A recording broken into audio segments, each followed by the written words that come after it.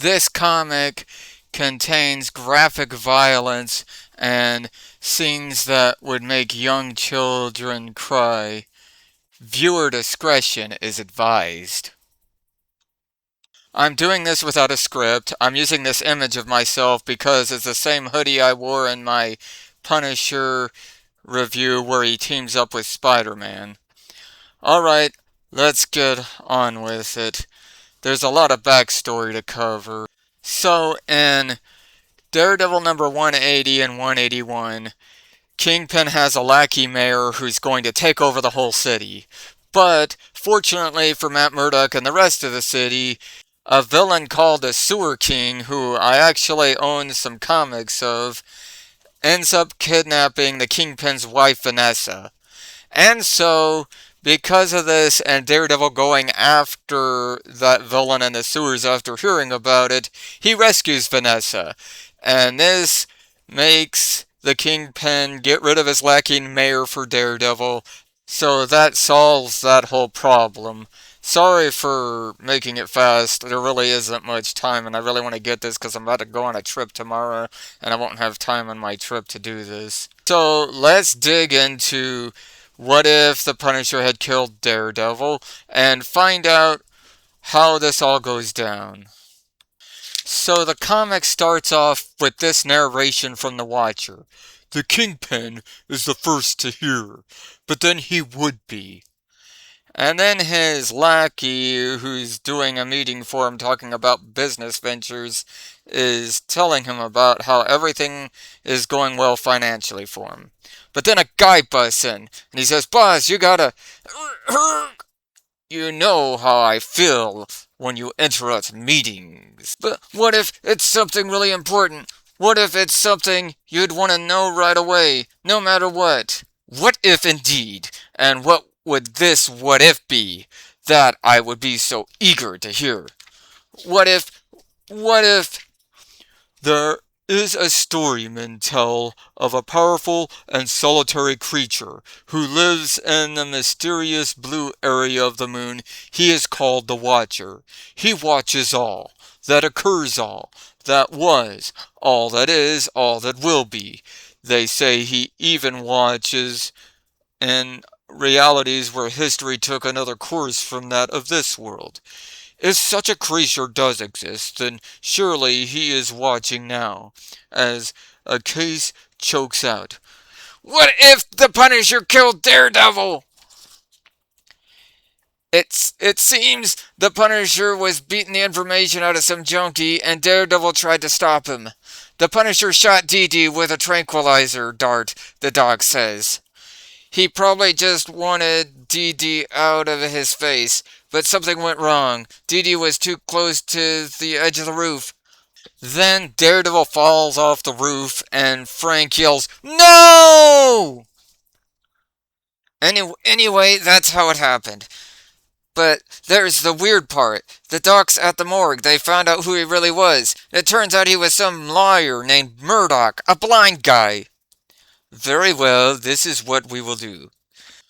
And then we cut to the offices of Nelson and Murdoch, where a woman that Matt worked with named Becky is talking about how he never gave in to his blindness and how she's just so sad that he's Daredevil. And Foggy says he was always surprising them. Then Spider-Man comes in the room and asks if it's true, and Foggy sadly confirms it. Spider-Man says he's going to go after him. And then we cut to the Punisher, who's about to kill a bunch of criminals loading drugs off a dock. And so then in comes Spider-Man, and the thugs all run away because they don't want to deal with the Punisher and Spider-Man. Punisher manages to evade Spider-Man by throwing his gun at the wall and making it so that Spider-Man hits it. Then we cut to Foggy Nelson talking to Ben Urich, who, believe it or not, in the comics worked for the Daily Bugle with J. Jonah Jameson and Robbie Robertson and knew Peter Parker. Knows Peter Parker, I should say. And so he has information on a bunch of executives in the city that are in running the city, and it's all information on them being blackmailed, and it's all their blackmail information. And then we cut to Punisher beating on a suspect, and then of course Spider-Man comes in and he ends up punching Punisher really hard into a chimney. And Punisher says he used to fight criminals, and then we have Spider-Man saying the only criminal he sees is him because he murdered Daredevil, who was a superhero. And the Punisher says Daredevil's death was regrettable and that he did not intend it. And of course, that just further makes Peter Parker slash Spider-Man even more angry. And then unfortunately, here comes a part is why I put a thing that said children would cry. The Punisher pulls out a gun and shoots and wounds Spider-Man. And he ends up, as you see in this next panel, going out into the street where he ends up being bleeding pretty severely. Then we cut to the Daily Bugle, where Robbie Robertson and Ben Urich are talking about how they can't believe that they've got all this evidence on the Kingpin. And so, but then they go to visit Jonah, and Jonah is distraught because he, of course, just found out that Spider-Man got shot, is in the hospital, and that he's his employee, Peter Parker, and says they're going to have to redo page 1 to talk about that. And then we cut to this scene where Aunt May walks into her house after getting her newspaper, and then a bunch of mobsters from Silvermane blow her up in her house. Then we cut to the Avengers and Johnny Storm of the Fantastic Four, who are being told that they can't do anything to take out Punisher, and that not only that, it's a presidential order that they cannot do this or even help fight the crime that's been taking over the city. And they're not very happy about this, but they have to deal with it. Now back to Punisher. Cloak and Dagger have come after him, and they tell him that because of what they did to Daredevil, he's gotta get taken down. And because he can't beat them with bullets, he ends up just running away and escaping via jumping into the water. Of course, it turns out he had scuba gear tied to one of the legs of the dock, and he uses it to escape. Then we have this news report about how there's all kinds of allegation of organized crime and that a lot of officials of the city have resigned over it and how everything is falling apart. And not only that, the mayor of the city ends up having to resign. And then we cut to Ben Urich, who is in the hospital looking at Peter Parker, who is unconscious. They've kept him sedated because they don't want him to go ballistic because of his super strength and superpowers. Then, unfortunately, right upon getting out, the bodyguard that he has that was set up for him by the government ends up getting shot in the head, and then they don't show it, but Ben Urich gets shot to death too. And then we cut to the mayor saying that he's once again that he's stepping down, that there's just no confidence in him, and that the people have lost their confidence in everybody running the city. And then we cut to the Punisher, who ends up attacking these thugs that you see here, and then he ends up going into this mob's office, and the mob boss says, "Cover me, Ogle, Oh, it's only you." And the Punisher says, "Now that's something I don't hear every day. Explain yourself." And then he ends up telling him, "Take a look around you, big man. We're leaving. The Maggie is abandoning the city. All our men in city government, all of them, have been exposed, and they are the lucky ones. They are still alive. There are plenty of family members that can't say the same. Surprised? You're an idiot, Punisher. There's been a gang war going on under your nose, and you don't even know it. My men have been decimated. All this fuss with the superheroes and those articles in the Bugle, it's a light show, blinding the city to the truth. And you jerks all believed it. didn't think twice. Well, let him have the city. We're giving up. Let who have the city? Who do you think? He says, pointing at the Kingpin's tower. And then there's a news conference, of course, going on at this place where the mayor's lackey mayor, who's just gotten elected, is just gotten elected. Sorry, I'm repeating myself, sorry.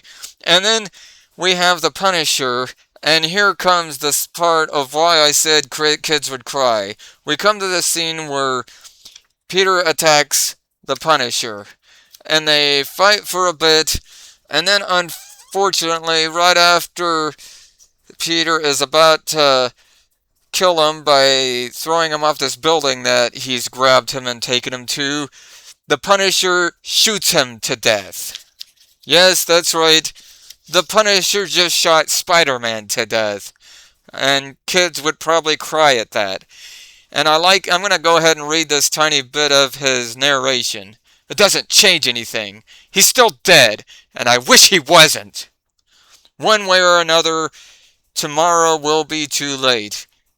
And then we cut to the Kingpin and his lackey mayor, and the Kingpin is congratulating him. But then the Punisher comes in. And I'm going to go ahead and read his narration. It all worked, Kingpin. You used me as a stalking horse, gave everyone something to focus on while you eliminated your rivals and bought yourself a mayor. Congratulations. My charge is pathetic. He disarms me easily. The Kingpin says, You're a fool, Punisher. You really thought you could kill me. If only Parker hadn't found me. And who do you think told him that you were here? Who do you think let him know his aunt was dead? Who do you think fed Nelson his information? Pressured the mayor to keep the superheroes out of it? Orchestrated the crime wave that kept you stumbling around in the dark? What if and if only are fascinating games, Punisher. But a man in my position can't indulge in games. Yeah, that's why I have a backup plan. Backup plan, says the mayor lackey. What did he mean? And then in the next scene, we see this message that the Punisher has left after he's been killed by the Kingpin. Kingpin, if you're reading this, I didn't make it back to disarm it. So it's a bomb. And so Fisk, his lackey mayor, and his entire building ends up blowing up, with a newspaper article talking about Punisher killing spree comes to tragic end. And so I'm going to end with a narration of the Watcher. He died in the way he lived, violently and without explanation. And in dying, he won his greatest battle, freed a city entangled in the tentacles of crime, and cut off the monster's head. He had so much to answer for in life, but he died a hero, and no one knows. No one on Earth, anyway. And that's the end of the comic.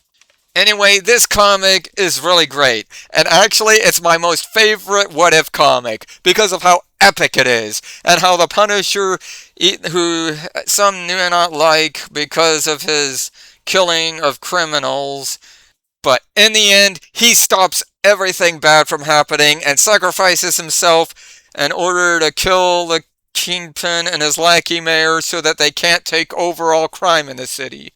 And that is just such a big, epic story to me. Well, next time I'll do another dark what if story where I'll do what if Daredevil had killed the Kingpin, which takes place during Daredevil Born Again, which I still haven't gotten from the library.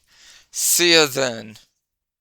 I had forgotten to do this, but this is my email I just set up for the show. It's Daniel's Comic Show 1962 at gmail.com. That's Daniel's, no apostrophe, Comic Show 1962 at gmail.com. And of course 1962 because that's when Spider-Man was created. So if you want to make a request or maybe even send me comics digitally through Gmail that you have legally, I can maybe review something you like. Or if you just want to chat, that'd be good too. Uh, that's the email to use here on the screen.